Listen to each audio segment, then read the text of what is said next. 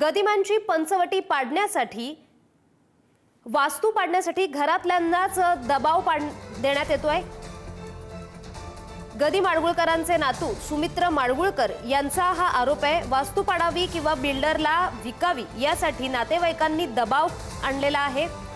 पाडकामास विरोध केल्याने नातेवाईक त्रास देत असल्याचा उल्लेख करण्यात आलाय। नातेवाईकांकडून जीवाला धोका असल्याचा सुमित्र माडगुळकर यांचा आरोप आहे।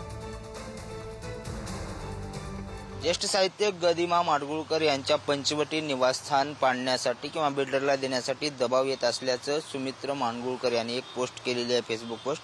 ते गदिमांचे नातू आहेत। स्वतः सुमित्र माडगुळकर आपल्या सोबत आहेत। तुमची सध्या पोस्ट सगळीकडे व्हायरल होती आहे। मराठी साहित्य विश्वात सुद्धा याविषयी खूप चर्चा सुरू झालेली आहे। काय नेमकं प्रकार झालाय, तुमच्यावर नेमका दबाव कोण आहे? मी आधी स्वतःची ओळख करून देतो। मी महाकवी गदी माडगुळकर यांचा नातू सुमित्र श्रीधर माडगुळकर। आपण आता या पंचवटी वास्तूत आहोत। या वास्तूला आता जवळजवळ 100पेक्षा जास्त वर्षे झालेली आहेत आणि महाकवी गदिमांचाच निवास इकडे होता।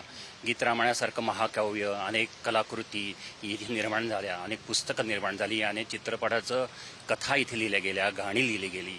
पु ल देशपांडे, सुधीर फडके, यशवंतराव चव्हाण असे दिग्गज नेते इथे पंचवटीत येऊन गेले आणि या वास्तूवरती अजून एक मराठी माणसाचं खूप प्रेम आहे।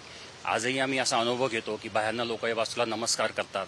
एक माणूस येऊन तर असं म्हणला होता की सेवा म्हणून मी तुम्हाला हे घर झाडून देतो, इतकंही आज लोकांचं प्रेम आहे।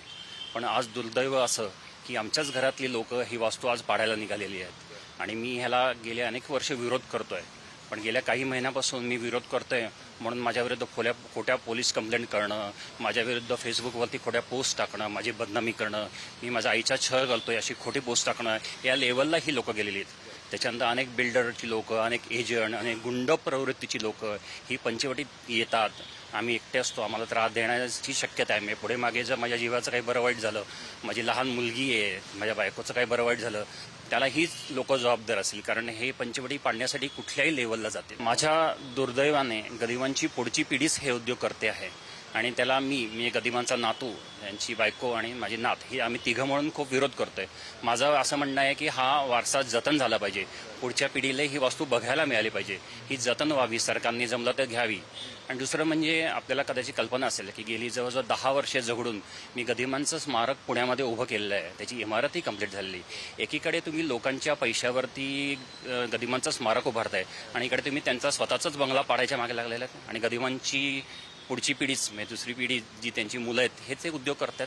आणि केव्हा मी नातू त्यांना विरोध करतो म्हणून माझ्या जीवावर तुम्ही उठलेला आहे। ह्याच्यावर मी पोलीस कंप्लेंटही 3 महिन्यापूर्वी केलेली होती। पण कसं आहे, शेवटी गदिमांचं नाव आहे, गदिमासारख्या या महान व्यक्तिमत्वाने खूप करून ठेवलेलं आहे, तर त्यांचं नाव कुठे कमी करू नये, होऊ नये म्हणून मी शांत होतो आजपर्यंत। व्हिडिओ जर्नलिस्ट सचिन कांबळेसह बालाजी पोद्दार, पुढारी न्यूज, पुणे।